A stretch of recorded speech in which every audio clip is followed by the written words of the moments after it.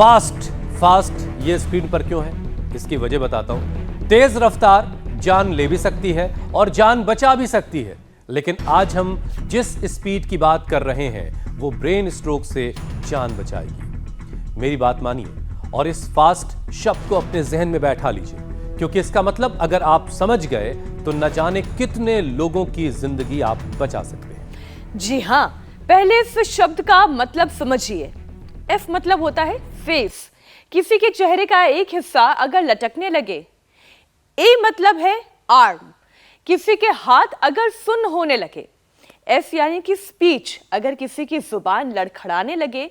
अगर इनमें से कोई भी लक्षण आ रहा है तो टी यानी टाइम वेस्ट बिल्कुल ना करें, तुरंत अस्पताल भागें, क्योंकि ये सारे लक्षण ब्रेन स्ट्रोक के हैं। अगर आपने ये लक्षण पहचान कर तुरंत एक्शन लिया तो मरीज की जान बच सकती है, क्योंकि स्टडी ये कहती है कि ब्रेन स्ट्रोक आने पर शुरुआती 4.5 घंटे गोल्डन आवर्स होते हैं। और इस वक्त प्रदूषण का जो हाल है उसे देखते हुए तो लापरवाही बिल्कुल नहीं चलेगी, क्योंकि स्टडी बताती है कि पोल्यूशन से ब्रेन स्ट्रोक के चांसेस बढ़ते हैं। अब दिल्ली को ही ले लीजिए, आबादी करीब 2.5 करोड़ है और हर साल ब्रेन स्ट्रोक के 30,000 से ज्यादा मामले रिपोर्ट होते हैं और हर 3 में से 1 केस में मरीज की मौत हो जाती है। रिसर्च बता रही है कि ट्रैफिक के पोल्यूशन में सिर्फ 2 घंटे के अंदर ही दिमाग की एक्टिविटी पर असर पड़ता है, और वैसे भी ठंड में तो स्ट्रोक के मामले 25% तक बढ़ जाते हैं। इनके अलावा एक और बड़ी वजह है लाइफस्टाइल में हो रही गलतियां। अब देखिए गलतियां कहां तक गिनेंगी मीनाक्षी और ज्योत्सना, पराली जलाना भी तो है गलती ही, ये भी हो रही है, लगातार हो रही है, लेकिन इसका दिल दिमाग से लेकर फेफड़ों तक पर बुरा असर पड़ रहा है। उसे कोई समझे या ना समझे, हम जरूर समझ रहे हैं और इसीलिए आपको समझाने की कोशिश भी करते हैं। इसीलिए आए दिन प्रदूषण के शरीर के अलग अलग ऑर्गन्स पर होने वाले बुरे असर के बारे में आपको बताते हैं, उन्हें बचाने के उपाय भी बता रहे हैं। और आज बारी है दिमाग को तंदुरुस्त बनाए रखने की, क्योंकि दिमाग से ही सब कुछ ऑपरेट होना है, सारे काम आप उसी से आए संदेश के जरिए करते हैं। तो ये होगा कैसे, ये आपको स्वामी जी बताएंगे। स्वामी जी प्रणाम। आप हमें नजर तो नहीं आ रहे हैं अभी तक, लेकिन मंच दिख रहा है, गायें दिख रही हैं, पेड़ दिखाई दे रहे हैं। इतना तो साफ है कि पहली जरूरत तो ये है कि अच्छे वातावरण में हम जिएं।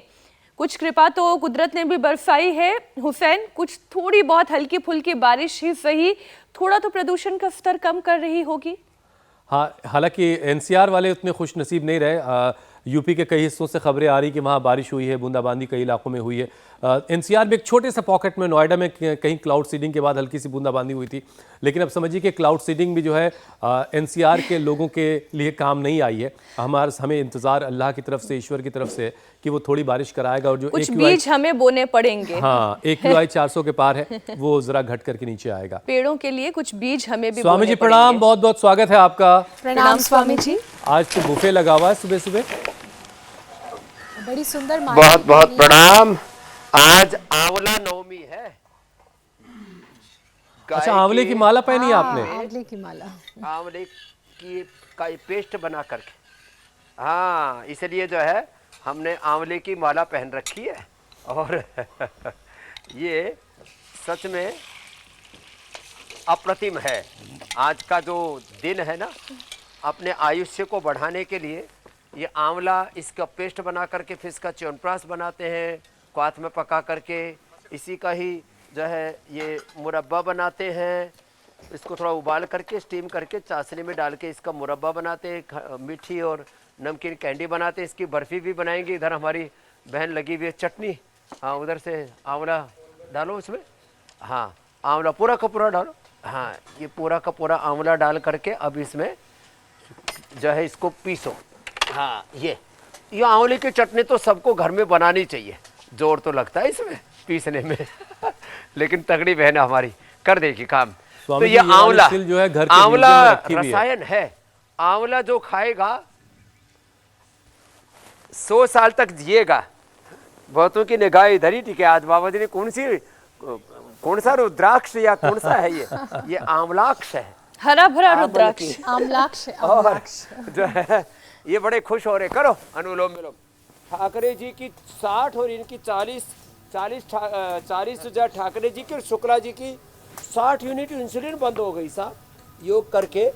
और ये आंवला नौमी है। आंवले के पेड़ के नीचे बैठ करके योग करने से फिर आंवले के ये सारे अलग अलग प्रकार के अच्छा स्वामी जी, एक थोड़ा सा जैसे मैंने कहा आज के विषय से हट के एक सवाल का जवाब जरा दीजिए, जबरदस्त बनता है क्योंकि आप पेड़ों को बहुत करीब से जानते हैं। अब जैसे आंवले का ये पौधा जो पेड़ जो दिखा रहे हैं आप, इसमें आंवले जो है जो फल है वो टहनियों से बिल्कुल सटा हुआ है।